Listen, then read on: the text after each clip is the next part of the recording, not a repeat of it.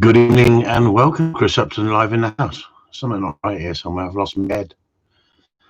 I just thought I'd do a Toya Wilcox. I thought I'd show a bit of nipple to start off with. I don't know why the camera's lost my head. Bear with me, everyone. Oh, there we go. That's better, isn't it? 18 people in the house. 19 people in the house. What's going on? I should have 300 the way I freaking put up a show. Okay, Simon Spruce is in the house. Good evening. So Simon seems to be the first all the time. Does he do anything in life other than watch me? Aaron Evans, good evening to you. John Griffins, good evening. Matt Crew, good evening. Kieran Murray, Robert Jeffrey, Dave Cowling, good evening. Tracy Dodge, good evening. Earthbound Pheasant, good evening. Earthbound Pheasant, famous on the internet. Anyway, John made you famous on the internet, Earthbound. Mel Greenleaf, good evening. Steve Pace, good evening. Noel Murphy. Michael McLaughlin. Hey, getting better, Michael. Hey, getting better. And I've not even been drinking yet. Peter Piper, good evening. Alan Harold, good evening. John Wilson, good evening. Mel Greenleaf, good evening. Martin Lawrence is in the house. Good evening. Ian William, good evening. Ian Gunt, good evening. How are you feeling, Ian? Tell everybody. Are you tucked up in bed with you? Hey, Ian, I got a tight shirt on for you, mate. Look, Spider-Man. Hey, the diet. Do you think it's working? Do you think me abs are coming up? My lats. William George Webb, good evening. Pierre's in the house. Pierre is in the house. Mr. Ping Pong. Sean Paramore. Good evening, Sue and Chris. There you go. So what a week. Is it spandex? Ripped, pal. Ripped. I've been down the gym. Look at me. No, not. We've got lockdown. We ain't got a gym. Clifford Markland. Okay, so that's enough of me posing. I don't very often put a tight shirt on. I normally got a loose shirt on. It's lockdown. Well, we can do what we want, can't we? Eh? All right, skinny, says Paul Jarvis. Thank you, Paul. Thank you. The diet is working slightly. It's gone slightly backwards this week. Look like Vin Diesel. Vin Diesel? He's black, isn't he? Is it that dark in here? Or Vin Petrol? There you go. There you go. And Daniel Quinn's in the house. So, what? Somebody said I look like Bruce Easy. Nice chip. Nin chip. Okay, I'm not even reading any more of these comments, honestly. Vin chip fat. There you go. Well, we had some lovely comments, didn't we? We hit the 300 for the Patreon group members. We hit the 300 for Patreon. And that's taken a few months, actually, longer than I thought, because it went up so quick. And then we seemed to hang around on about 280 for about 3 or 4 months. And then it started to climb, and then we'd lose a few, and then it'd come back up again. So that's great. I'm over the moon, 300. That was a goal that I was aiming for. Onwards and upwards from there. I haven't set another goal, but I did set myself 300. And some fantastic comments about it. I put it up on Patreon, and some fantastic comments from you people. And me and Sue really appreciate that. That's so nice of you. And we mean it. We mean it, because you've stuck with us, you've run with us, and you're on that bandwagon, and you're watching things happen. So me and Sue both salute you. She won't say nothing. She's in the background. She won't say thank you or nothing like that. She's just too shy. Oh, sorry. She's reading all the comments. So, any questions? Fire away.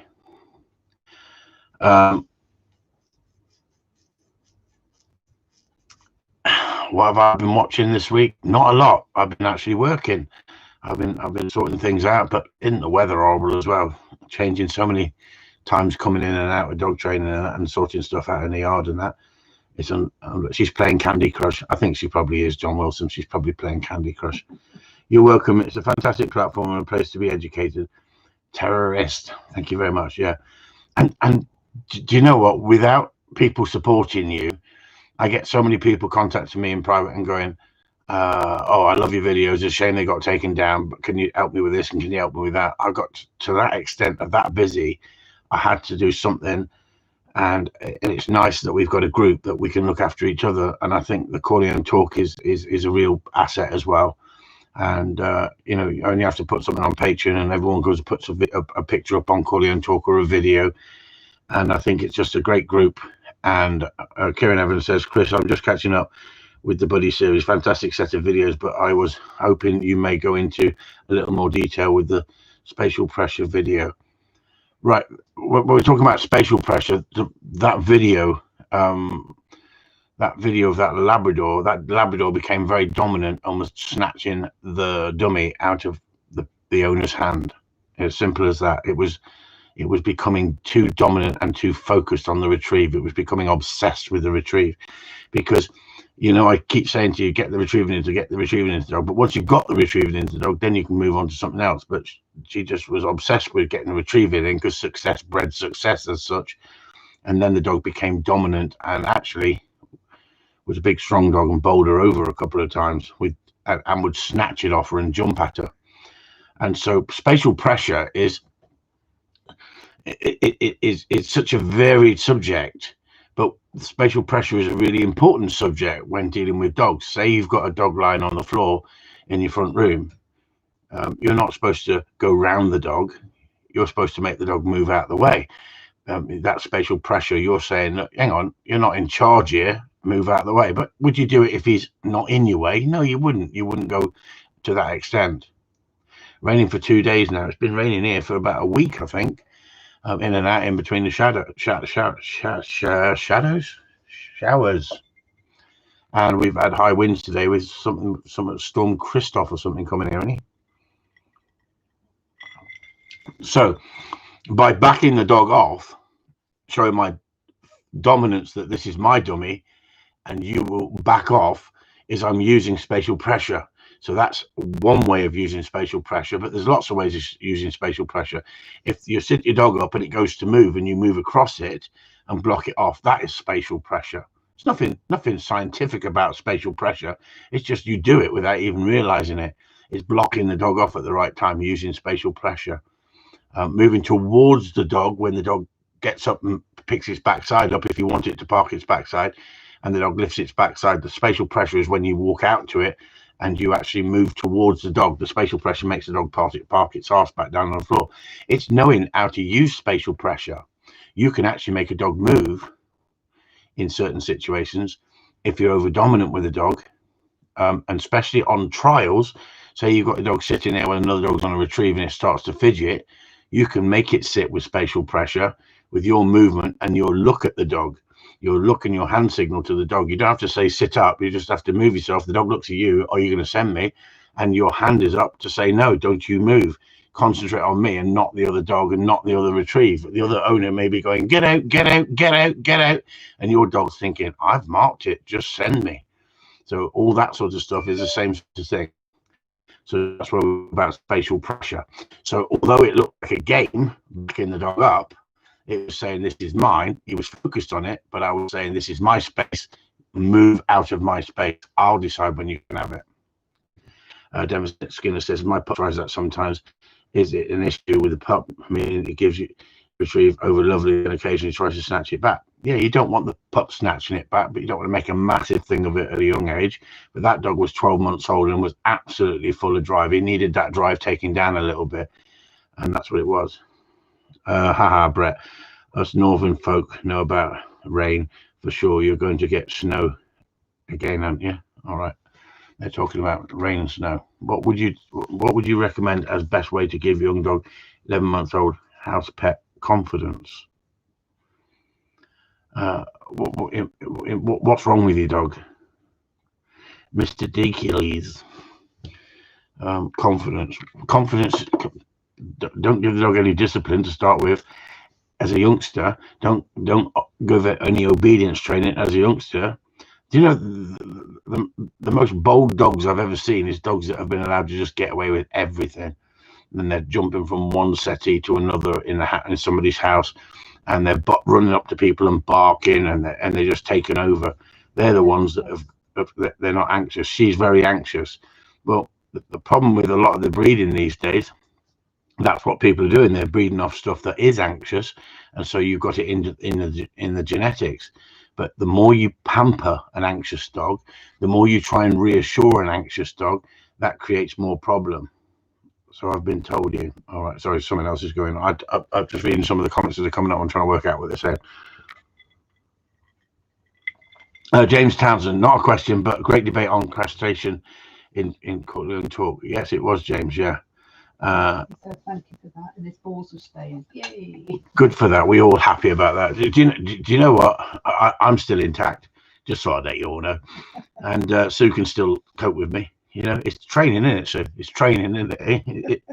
You can teach an old dog new tricks, because she threatens me sometimes. You'll have your balls chopped if you don't behave yourself. But she knows. She knows. It's all in the training. Were you going to talk about spaying dogs at a young age? No, not really, Andrew. Not really. There was enough said in Corleone Talk, really.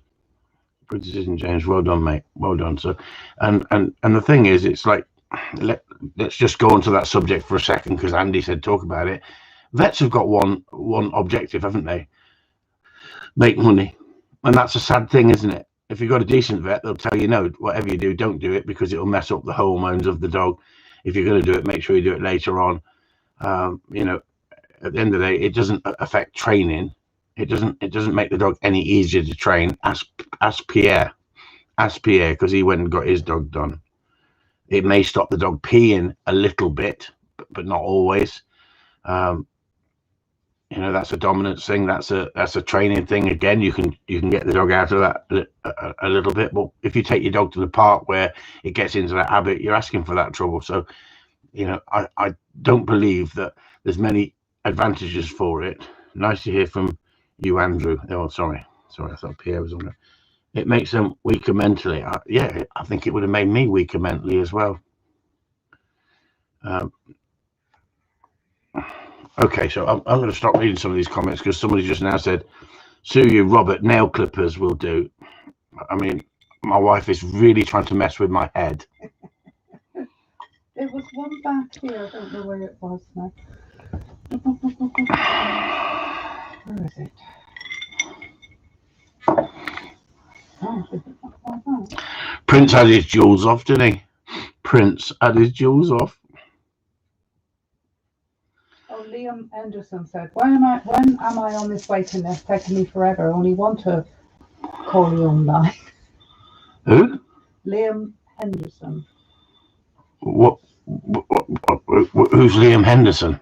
What? When am I on this waiting list? Taking me ever. Only want to call you online. Well, he's got a carry on line, but it's calling online. I can't see the question. No. Denver Skinner says, how do you stop Springer pups excite peeing? It's simple. Don't excite them. Don't make a big thing of them. Let them grow up. They don't do it if you let them grow up. The more you give them silliness, the more they excitedly pee. Do you know, I don't have hardly any troubles at all with my dogs. I don't treat them like complete separate entities, but they're dogs. They're not children. They're not my surrogate children. If the kids are playing with them in the house and running around like lunatics, the dogs running around like lunatics, they get excited. You know, it's like a young kid, isn't it? They don't excite the spaniel. They're already excited. There we go. They're already excited. There you go. See, they're not excited if you don't turn them into crazy idiots. He excites when he sees me. There you go. Too much devotion towards the dog, perhaps. No idea. I don't get the problem. I get the odd bitch that will come in and just lay over and pee with a slight nervousness. You get them over that. You take them out. You condition them. You give them. You let them see things in life and get them into the gameplay. And they haven't got time to do that. Then, Buddy likes to dump. Oh, tell me about it. Doesn't he like to dump? He dumps non-freaking stop, doesn't he? That'll slow him down, won't it? if I had to chase him, he'd have to stop for a dump at some point. I'd eventually catch him. And he stands there for ages, doesn't he? But the thing is with Buddy, what the nice thing about those videos with Buddy is if I put those videos of Buddy up onto YouTube, it would help so many people out there. But guess what people would do? They'd go and buy an e-collar. They'd go and buy an e-collar because they think, oh, he's cured it with an e-collar. I haven't cured it with an e-collar. I've overlaid it and strengthened it with an e-collar. And at the end of the day, they'd miss all the really important stuff of building up to that and how I built up to that. And if you think about it, if you sat down and watched the Buddy videos, I think they must be probably 5 hours long, mustn't they? Or 4 hours long. If you watched everything we've done on Buddy up to now in, I think, 12 days or 10 days or something like that. So let's look at a video. Okay, Chris, I want a video of how to train a dog from start to finish, puppy to fully trained dog. Well, in 5 hours? In 5 hours, what subjects am I going to miss? It would just be impossible. The amount of hours of video footage that I've put out there to help people is immense, is far greater than any other video ever put out there for dog training. It just outthinks them. The skill level of sorting out problem dogs, there's no one out there in the gun dog world showing that level of skill of sorting out problem dogs. And that's because I've done it for years and years, and it comes easy to me now. When I first started training dogs and getting problem dogs, because I didn't put problems into my own dogs, well, I put slight problems in, but not behavior problems. I overtrained perhaps, but once I started training people's problem dogs in dog after dogs, now obedience, it was to break the behavior, stop the behavior, change the mindset by taking the drive off the dog, taking the desire off the dog, suppressing the dog. And then I won with some dogs and failed with others to the level that I wanted to get them. That doesn't mean I didn't stop the behavior, but I thought I knew what I was doing. The more you do it, the wiser you become, the more skillful you become. And then you use your training like a fine brush for painting fine lines. And that brush is more important than the big thick brush where you just lay it on. And that is the real skill. Sorry, Chris, you always talk about getting a bond with your pup. Now you say too much devotion. Can you explain? Well, dead simple, Denver. If you get on the floor and act silly with the dog and think that's devotion, that's not devotion. Getting a bond with the dog is a really important thing, and it's in all of my videos of how to get it. If you haven't got it yet, Denver, you may never get it, because it's really simple, and I'm being straightforward and straight talking to you. Too many people give dogs so much love and affection and over stim the play and play silly games with the dog in the house and let the kids play silly dogs in the house. Just so confused, it just becomes a raving lunatic, a bit like people's children sometimes. If you go into some people's houses and the kids are peering from behind the door, she's scared of you, guess what? Something's not right. But if the kids are level-headed, you normally find the dogs are level-headed. You go into somebody's house and the kids are just running from one chair to the other, saying, watch this, look what I can do. Normally the dog's following them. Simple as that. Matthew, got a quick question, Chris. I have 11-month-old Springer, keeps stopping and looking at me while hunting. I keep my hand in my pockets and keep quiet, but it keeps doing it. Cheers. Just keep doing it. Put your hands in your pockets. Make nothing of it. 11 months old, it will come out of it. No problem at all. No problem at all. You've done too much throwing of something, or you've done too much of that hand movement, trying to control the dog with a hand movement. Simple as that. 11 months old, dog will grow out of that. No problem at all.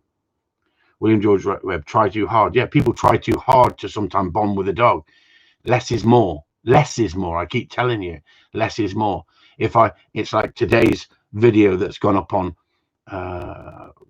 tier 2 with Buddy, and it's talking about gameplay, and we're out in the field with the tennis ball and the tennis racket and the dogs, and the other dogs are running for the ball and they get into it, and even the 10-month-old pup that is the same age as Buddy is trying to get to it, but he can't. There's two dogs getting to it because they got more skill set. but he's still running out there. Buddy at first was just looking at it, going, what the hell's going on? Towards the end of the session, he's starting to run out there and follow the other dogs. He's following the other dogs back without telling them to come back. He's got racing out there because he sees them racing out there. He's learning through association off the other dogs. If all the other dogs were barking and running around and trying to get over fences in the yard, he would be trying to get over fences in the yard because he's got a trait to follow. But because he's in that mindset of, like I keep saying to you, that temperament from 1 to 10, and he's at a 3, could be just 4, but I would say a 3. He's not a leader. He doesn't need to lead. He's not a raffer. And that's the difference. I don't know what your dog's like, Denver. I don't know what your puppy's like, but you got rid of a Labrador, a Leadburn Labrador. I don't know why. I got no idea why. I'm not trying to make any sort of accusations. You'll know why you got rid of your Leadburn Labrador, but you got rid of it. At the end of the day, a Leadburn Labrador, it should be a real quality dog. If there's been a fault with it, there's been a fault with it. I haven't got a clue. But if you allow dogs to take over, and you mentioned so many things to me, Denver, and I think, bloody hell, Denver, it's the same things that everybody has a problem with. And like you said, you've had dogs before, and I'm not having a go at you on here. I'm just being totally honest. If you've had dogs before all the way through your life, you should know how to handle them to a certain extent. Pierre just says something here. Let's just read this. Prince was being dominant over between them. That did work. They are now back together. Happy days. Exactly. So you've got 2 dogs all going crazy in the house, the same as 3 or 4 children going crazy in the house. So Pierre's picked out a good point. At the end of the day, I don't know how you live with your dogs, Denver, but guess what? Everything you tell me, if I had a crystal ball, I'd have a better idea. But everything he tells me, in my mind, goes back to you're giving the dogs too much. The dogs wanting attention all the time. The same as the children sometimes. If you give them too much, they may be fantastic later on in life, but at the time, that's where you can struggle if you give them too much. I'm at the advantage, aren't I, that the dog's in the kennel, it's switch off time. When it comes out, it wants to be with me. That 10, 15 minutes is really important. Somebody said, how long do you train a dog for if it wants to be a trial dog or a shooting dog? It doesn't matter at the early stages. If the dog loves retrieving and it's keen and it's not getting too wound up, if you give it 20 retrieves, it doesn't matter. If it's not keen and you get 3, 4 good retrieves out of it and then it starts to mess around, put it away. If it wants to be with you and it's enjoying being with you, you can take it out more than a dog that's clearing off. Someone said about Buddy, and they said about Buddy not looking very good on the back haunches. That's because he's been in a cage. That's because he's been on a long line out the back. He hasn't run. He hasn't opened up. He hasn't had that freedom to develop and build muscle like me. Look, Denver. See, muscle. The muscle's coming. The fat's coming off, Denver, but the muscle's coming up. Honestly, just I'll go down a little bit more for you. Look. Honestly, look at the lats on here. Look, see the lats coming out now, everyone. No, it's not. It's the top. It just makes you look. It's sporty. It's clingy. It's clingy. Look at the nipples on him. Stop it. Shall we go back to the freaking dog show? Honestly, I'm so vain, aren't I? Really, when you think about it. No, I'm not vain because I'm fat. I don't like looking at myself. But I'm scared that if I get myself back down to the fighting weight, 14.5 stone, I might start looking at myself in the mirror. Budget Marvel movie. Yes, John, I think it is, isn't it? Hey, I don't. Captain Kirk on steroids. Yeah, I don't. Spock from Star Trek. Yeah, I honestly don't believe that Batman was that toned. He just had a tight top on. I wouldn't give him the freedom to do it. Protective use, crate more. Exactly. But the thing is, because of Buddy's behavior, he was put in a crate to stop that manic behavior, that dominance, that biting. I wouldn't do that with Buddy because he's in a kennel and he's having to cope with that lifestyle.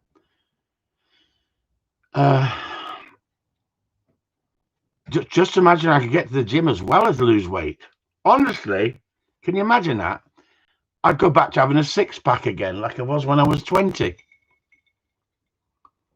William said that was for Denver, sorry. We'll give him the freedom of use a crate more. Yeah, I mean, the problem is what you've got to realise, everybody, is I'm not in your house.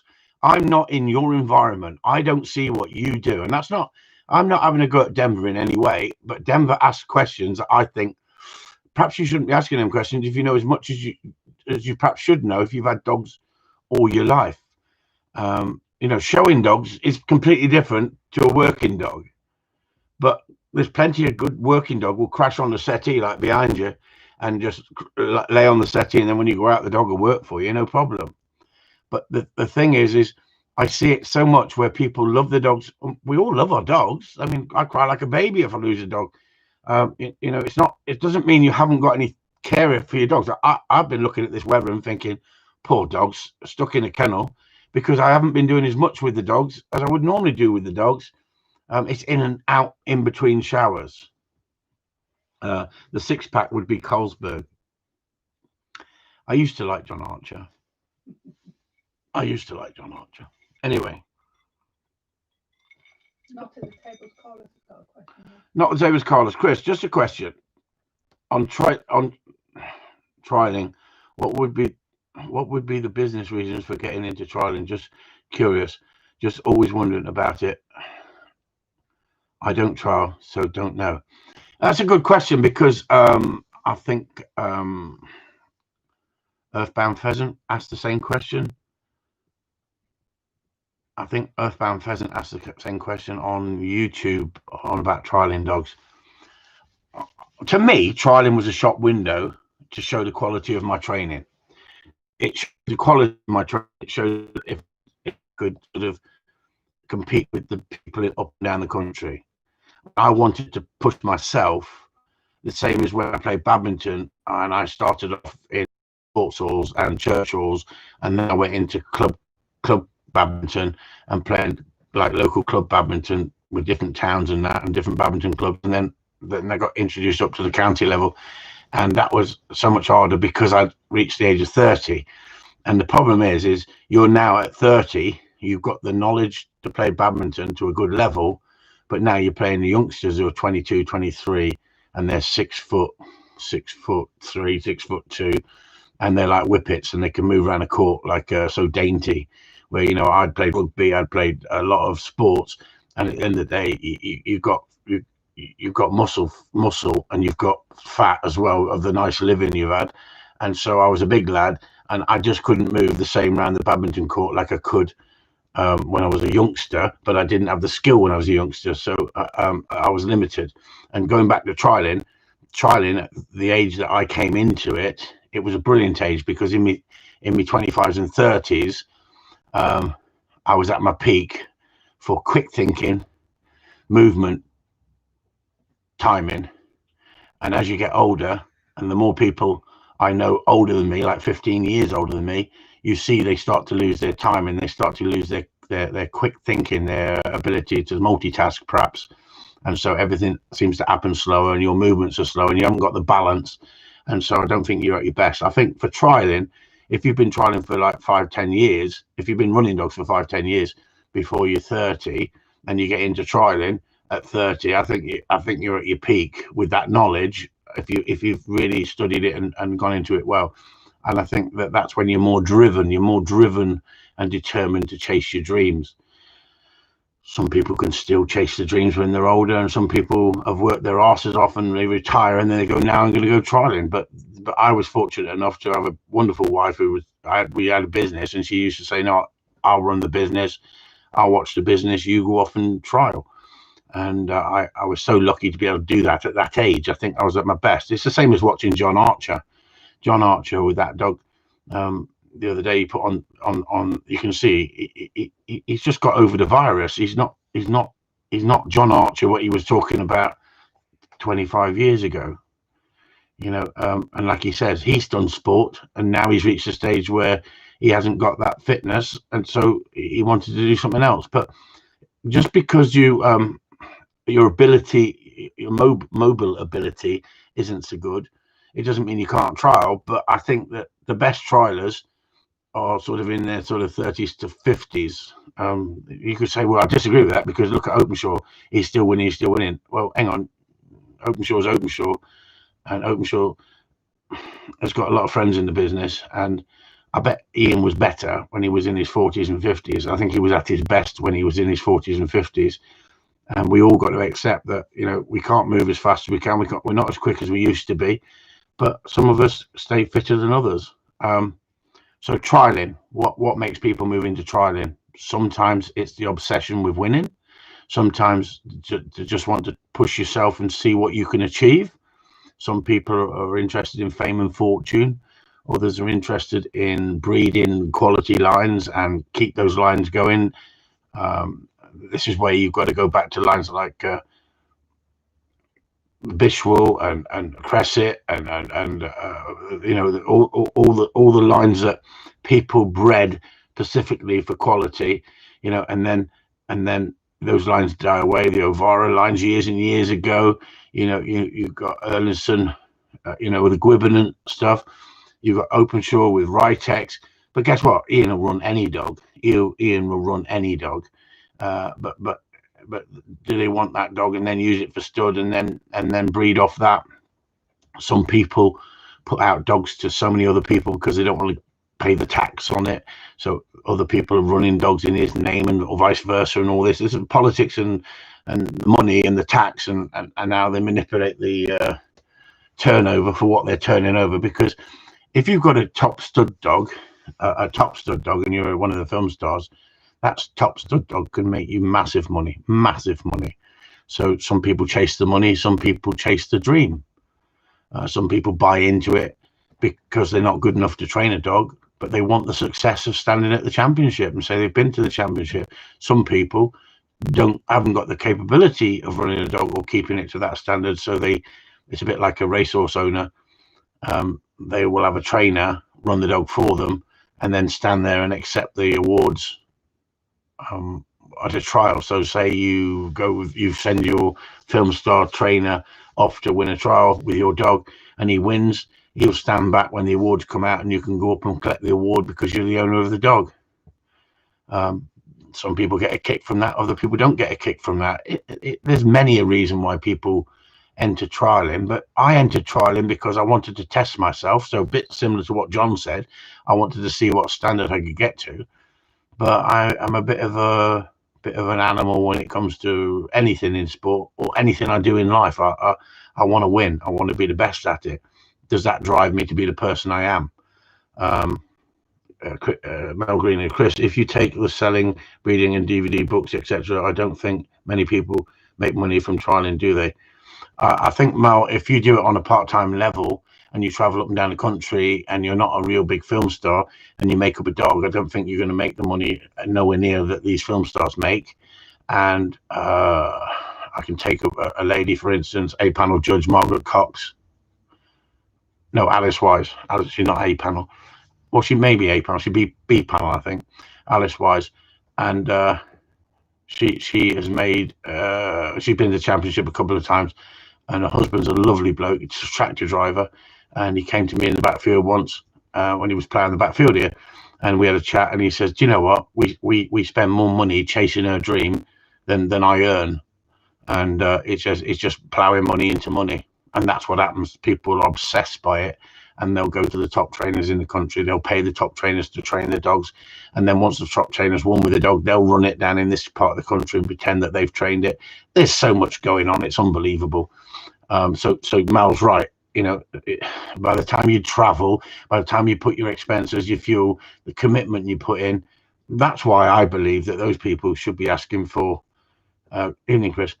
That's why I think them people should be asking for more for their studs and more for their pups, and they're entitled to for the work they put in. I think too many people have got on the bandwagon and just go, it's out of a champion to champion, and my bitch is a cracking bitch, and I'm asking, you know, silly money, and that's what's hyping the prices with these dogs.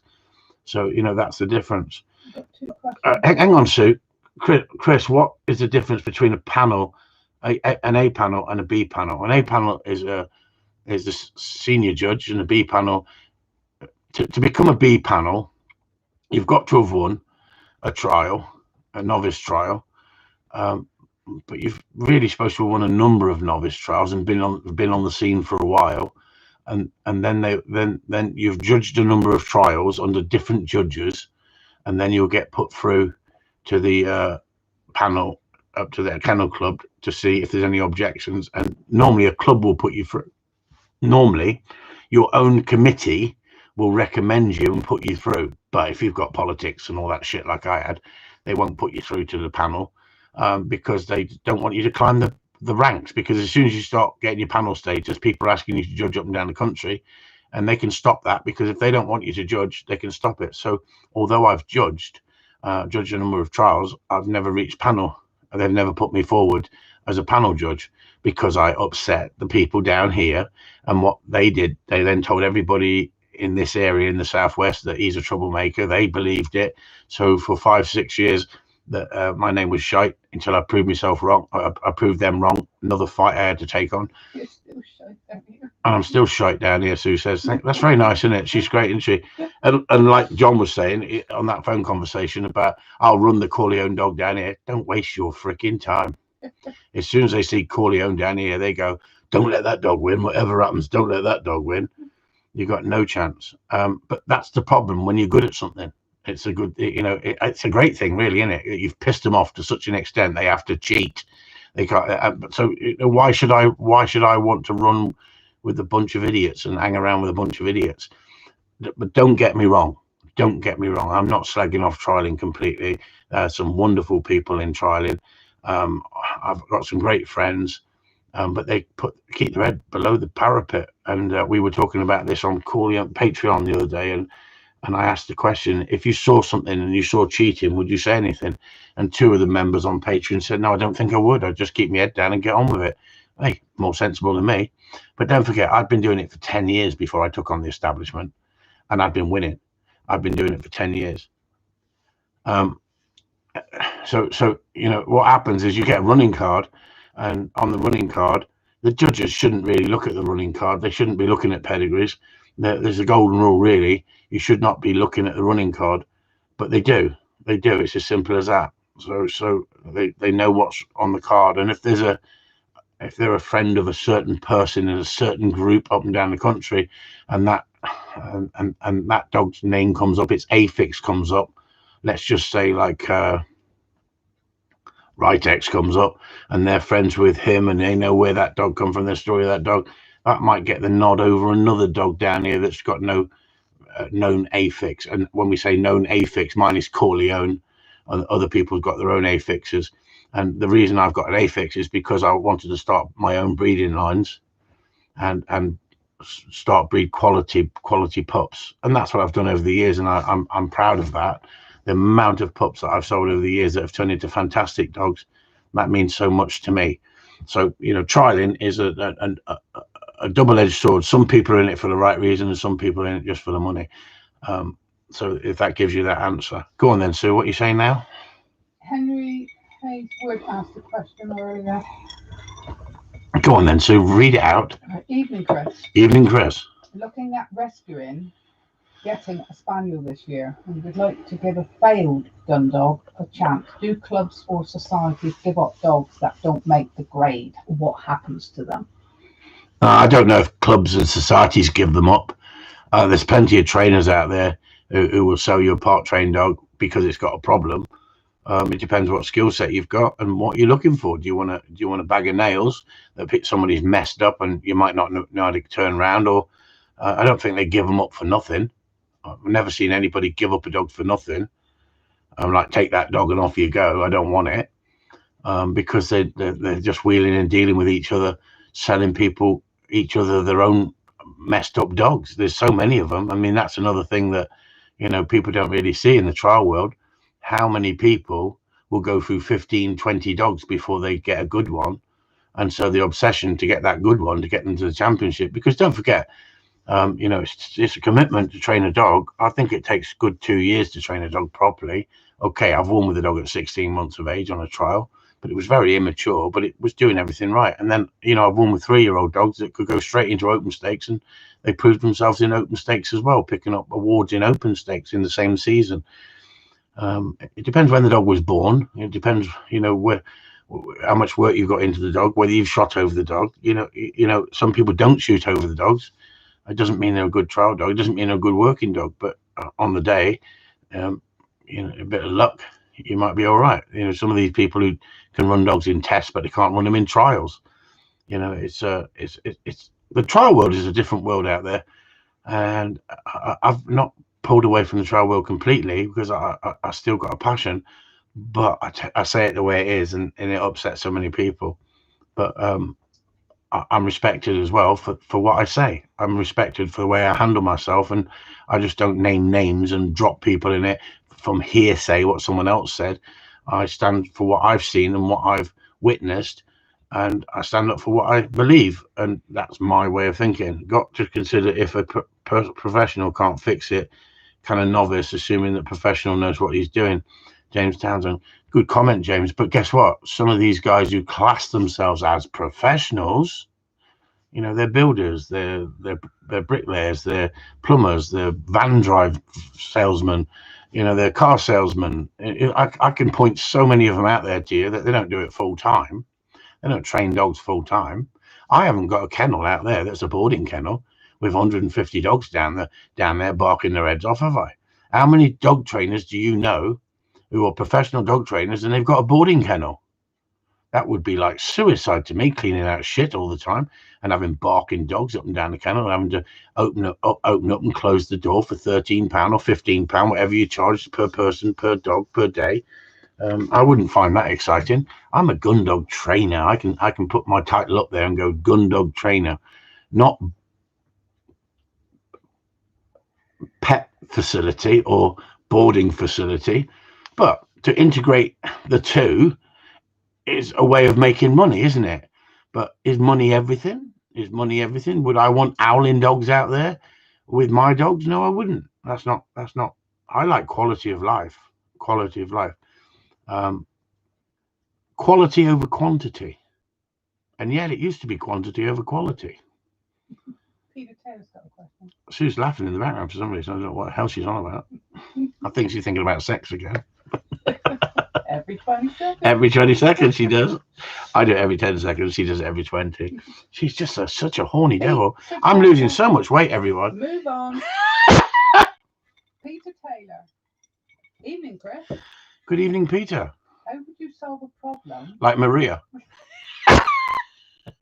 How do you solve a problem like Maria? No, good evening, Chris. How would you solve a problem of a dog holding onto a dummy and growling when trying to take the dummy off the dog?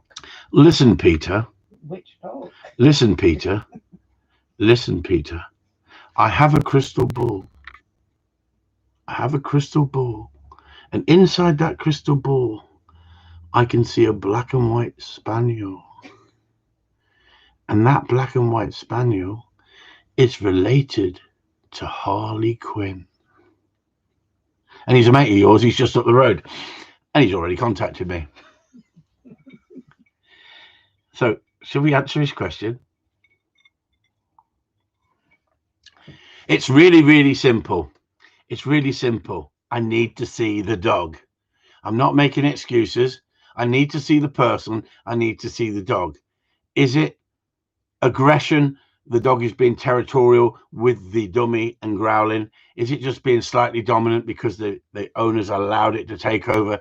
Is it anger management skills it needs? It doesn't need a slap on the head and say, don't be nasty. It needs to be looked at in the bigger picture. Simple as that, Peter. It's so easy to give advice over the internet on something. I have not seen the dog. I need to see the dog. He's 12 months old. It sounds to me as if the dog is trying to take over.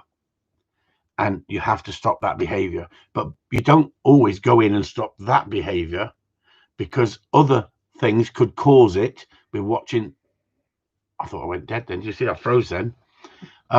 Other things can cause it. Sort those problems out and that behavior goes away. So you don't get into a confrontation with a dog with a dummy. But can I stop it? Yes. Can I stop it a number of ways? Yes. But guess what? I need to see the dog and see the person. I need to see the situation. So like I said to him, once the lockdown's finished, if you can get yourself down here, I can sort that out, no problem. But I need to see you and the dog. It's not one of them fixers that you just go, oh, I know what to do. Stand on its front foot and or bite its lip or bite its ear. Right? I've seen that. I've seen it all. I've seen so many things. I got a Cornish farmer friend. He's so funny. And he was in a shoot wagon. And he said, I was in the shoot wagon the other day. He said, moving from one drive to the next drive. He said, we were picking up partridge. He said, my dog started getting all nasty with another dog. He said, I grabbed hold of him, pulled him up to my face, and they thought I was going to whisper to him. He said, I bit him straight on the ear and he yelped. He said, and they all looked at me like I'm a caveman. And I thought, you are a caveman. You are a caveman. He said, well, that's what the mother would do to the pup. He said, that dog didn't try it on for the rest of the day, Chris. Great. Love it.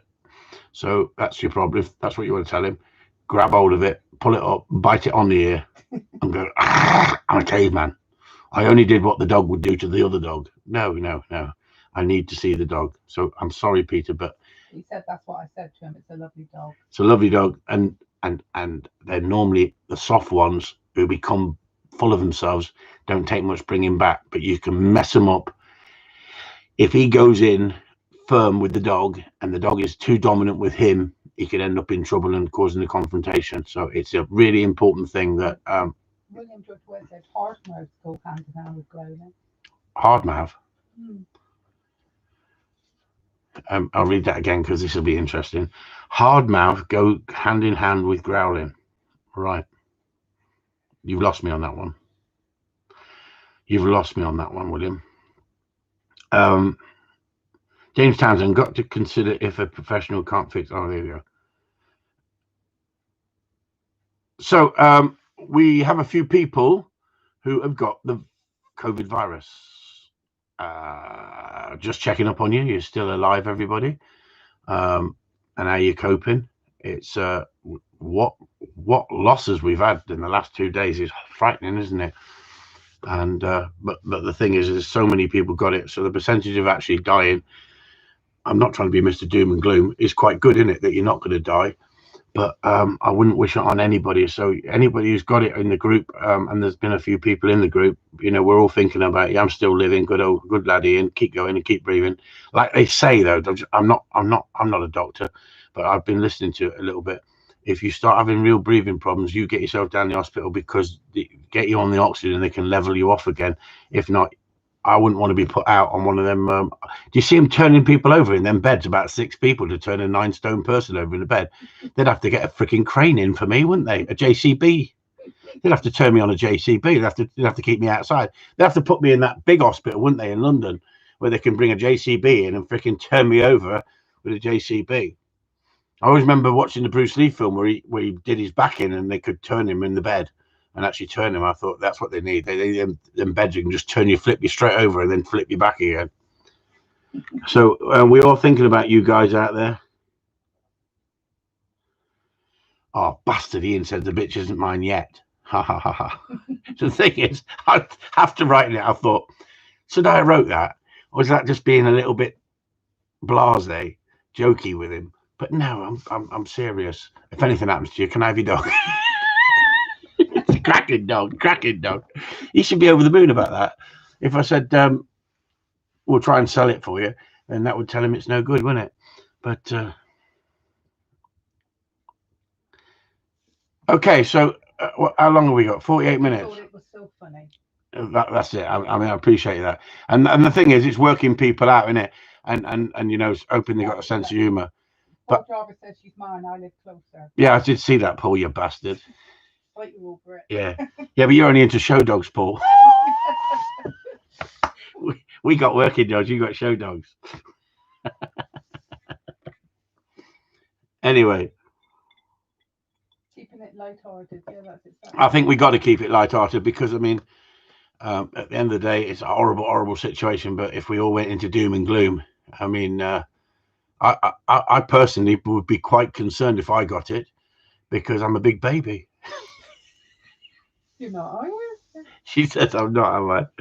Yeah, I don't like pain, you know. I don't like pain. But I would play up in the hospital. I would be asking for bed baths and all that shit, I tell you.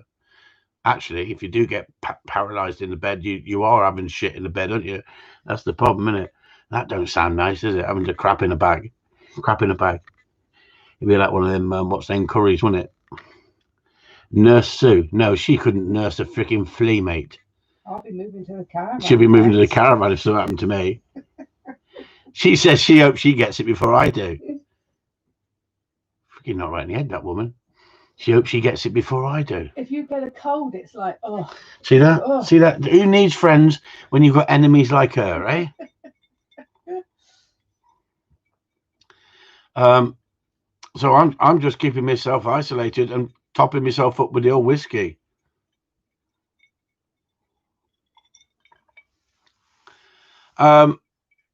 Some big bag, yeah, it would be, wouldn't it, Pierre? Eh? It would be. It'd be some frigging big bag. I don't think I'd eat. I'd be so frigging embarrassed. Someone wiping me arse. Anyway, while we got off this subject, should we go into something better than this? This is getting sort of slightly, in it, eh? You'd like all the little nurses, yeah. Oh, I definitely like the nurses, yeah, and I'd like all the attention they give you, you know. Yeah, so there you go. There you go. Paul Jarvis says you've not lost your taste yet. Then, nope, no smell. No, but do you know what? I wouldn't be surprised if I've already had it, because months back I kept coughing all the time on the videos, and I kept watching the videos going, and I don't know whether it was just a cough that was going around, a virus going around, but I feel a lot better now. But I've been wearing a mask and washing my hands and protecting myself, but they reckon it's like 80%, 70, 80% more contagious now, don't they? So I do worry about people out there. And we've now, for the first lockdown, I don't think I knew anybody who caught it. Now, all of a sudden, Chris, stop talking shit and get on with dog training. Thanks, Andy. Who needs friends like you lot? Anyway, any more questions? Come on, fire some questions. Fire some quick questions at me like you did with over 60 days of the kennel name to come through, over 100 calls a day with no answer.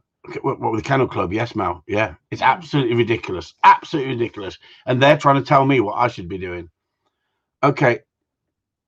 So we'll finish off. We've got 8 minutes left. I want quick fire questions. I do not want long sentences. I want quick fire questions. Anything you like. Lovely picture of them spaniels of the 70s. Do you think other breeds could be added to get the old stamp back? No, I think that the dogs of the 70s were too big and too cumbersome. I think that I think somebody on there said, I like the spaniels of today. I like a mid-sized spaniel. I don't like the real old stamp of spaniels.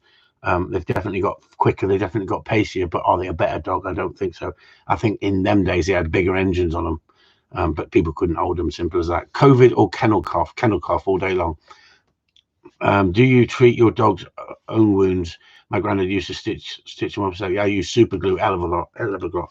How do you get Wiz making marking? He does some mileage. It's experience. That's all it is. Letting him run in with that tennis racket, and that's what'll happen. Rafa or Buddy? Rafa all day long, mate. Dew claws or not?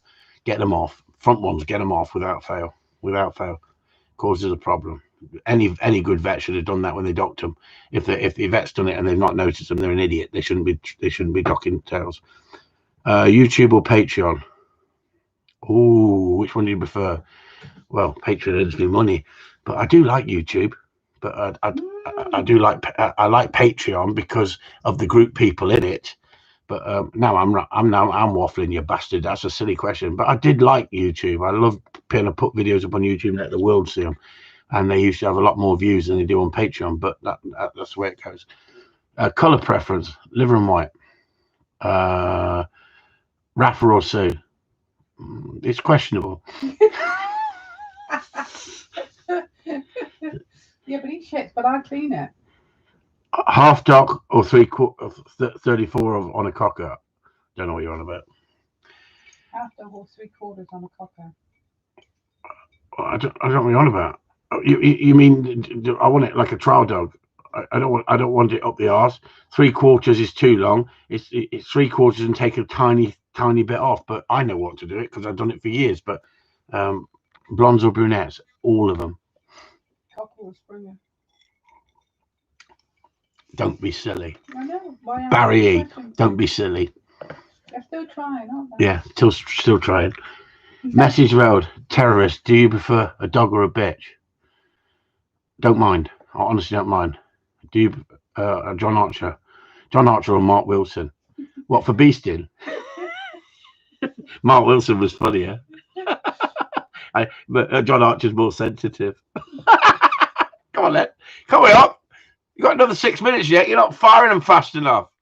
You did them really well. They don't call it Corleone cockers for no reason, Barry. There you go.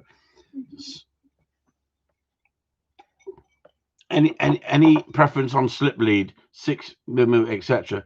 Yeah, I don't like the thin slip leads. I like the thick ones. Why? Because if you give a correction, you're not hurting the dog. All these things where they grot the dog because they're dead thin. I've seen it so much. I just don't like it. But when you're actually running them in competition, a small slip lead in your pocket is just handy, isn't it? Rather than the big thick one. But if you're training and you're going to use a leash dog and a leash correction, flat buckle collar, down through a leash, you're not going to hurt the dog. If you're gonna choke a dog out with a slip lead, I don't see any point in that really. Raw or kibble? Well, I think raw's great, but kibble's convenient. Vindaloo or coma? Forget it, terrorist. There's no way I'm having a freaking coma. That's for pussies. E-collar or traditional training? That's questionable. That's questionable. Leather, long line, or I can't even freaking say that, Susan. Yeah, biothene. I know what you mean, William. Yeah, biothene. Because of the weather conditions down here. But I love working with leather. Don't I, Sue? She's gone quiet. She's gone very quiet. Vinyl or digital? Do you know, that's a good question, that is, Mel, because vinyl I love, and there's nothing better than opening up an album cover and reading everything on the album cover. But digital's convenient. It's a bit like the e-collar, isn't it? The e-collar used correctly is a fantastic tool for cutting corners and making things easy. But you need to learn how to train a dog first before you start using e-collars, I think. The strangest breed you've had to train? Bracco Italiana. Fucking nightmare. French or Italian? Italian all day long. All day long. Women, food, Italian. Wine, Italian. Soft or hard dog? Hard dog. Naughty dog or biddable? Hang on, where are we now? You've lost me. Which one's your best? Hang on, that's why I'm doing my head in. Naughty dog or biddable? Naughty dog. I love naughty dogs. Regular flea treatment only when you find them. Terrorist, what? No, I always flea treatment. I got War of the Worlds for my birthday on vinyl. Freaking awesome it is, in it, Mel. It's brilliant. No one would have believed we were being watched. Hey, Richard Burton. Roast beef dinner or roast lamb? Oh, it's a toss-up, that one. A good lamb. I love good lamb, but do love roast beef. Blended or single? Well, come on, Lorraine, get real. Get real. I said that to Keith Erlinson when he was dying, the lovely guy, and he was dying, and he helped me so much. And I said, Keith, I'm going to send you a bottle of whiskey. What's your preference? He says, preference is malt. He had to give me the name of the whiskey. I'd have bought him any whiskey I could afford him. But he said, preferably malt. That's a brilliant answer. Jameson or Middleton? I don't know what Middleton is. Not the same scholar as Jameson. I don't know what Middleton is, or I may have, but I can't remember. Got to be. Who caused you the most grey hairs? I would say Fireman Sam. He was such a funny character. Fireman Sam has got to go down in history at the moment as one of the funniest characters we've had here. Argumentative. No, Sue's an angel compared to Jack Daniels or Famous Grouse. Well, I like Jack, but for cheapness and quality, Famous Grouse. Do you know what? If my wife was any good, she'd get us a whiskey, wouldn't she, everyone? With some ice, because I'm taking ice because I'm not putting so much whiskey in. Picking up or beating? Picking up. I love picking up, but I love rough shooting more than all of it. I love rough shooting. I like going out with the dog, with the gun, and thoroughly enjoy it. I love going out with another person as well, but not a gang. Because the problem is in a beating line, I know I'm going into further final question, but in a beating line, sometimes you've got good quality dog men, and sometimes you've got dogs just running all over the place. Whiskey Middleton is, there you go, Whiskey's Middleton. I thought it was a Middleton whiskey. Okay, what's that other one? John Archer, would you have me and Mark down at the same time? Without a doubt, it would be an absolutely hilarious freaking, honestly, I would go out of my way to see who I could actually beast the most. I'd have to take a couple of days off work. Sue would have to take a couple of days off work just to come out and watch. That's what she said. Just about dew claws. I thought it was the back ones because the front ones wear down. The problem is I have with blue is I have to trim the back ones. Sorry about the question. No problem at all. The dew claws on the front, they're the ones that get caught up all the time and do the damage, and they rip, and that's what it causes a problem. James Townsend got to be a Beretta. Yeah, with a gun. Beretta or Browning. Got to be a Beretta without fail. Only a Beretta. Favorite game meat? None. Well, I like duck, but it's got to be Oi Park duck. And it's got to be corn fed. Not estuary duck. I can't stand the flavour of it for some reason. I'd be even fatter if I like freaking. No, you wouldn't. Some of it's lean meat, isn't it? What's the one shooting countryside thing you still haven't done? I ain't done loads of things. Would love to do McNab, for example. What the hell's McNab now? What's McNab? I'll tell you what I'd like to do. I watched it on telly the other day, and they had that posh bird from the jungle. What was her name again, Sue? Toff. She was in Greenland or something like that, and she went on a sleigh ride with a pack of huskies, and it looked beautiful. I just love to stand on the back of that and go through Greenland or whatever it was on those rides. The way they were going is really fast as well, and I would get a buzz, mush. I'd just love to do that. But McNab is catching a salmon, shooting a deer and grouse all the time.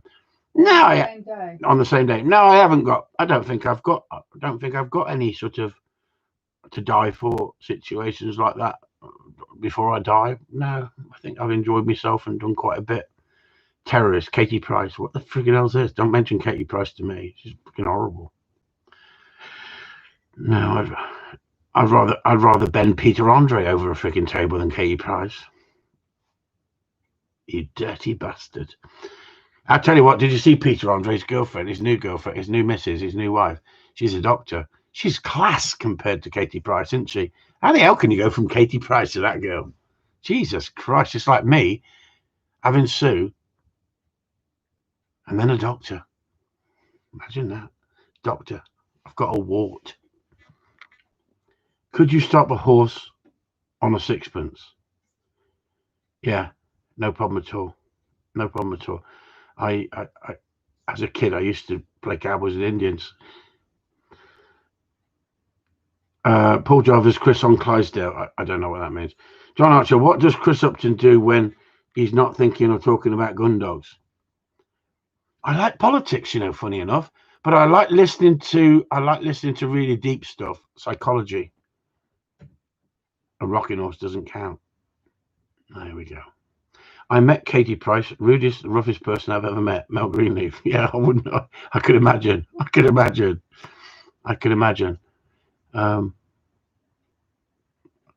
It must be difficult, mustn't it? It must be difficult for that girl.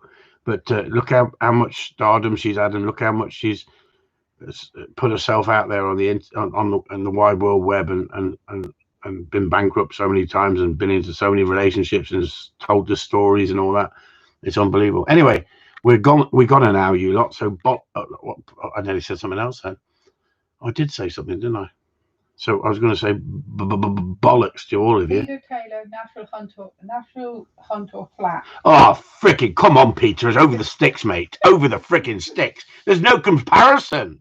But there's nothing better than watching a beautiful filly, is there, everybody? Okay. So there you go. Thanks for tuning in. Chris Upton signing off.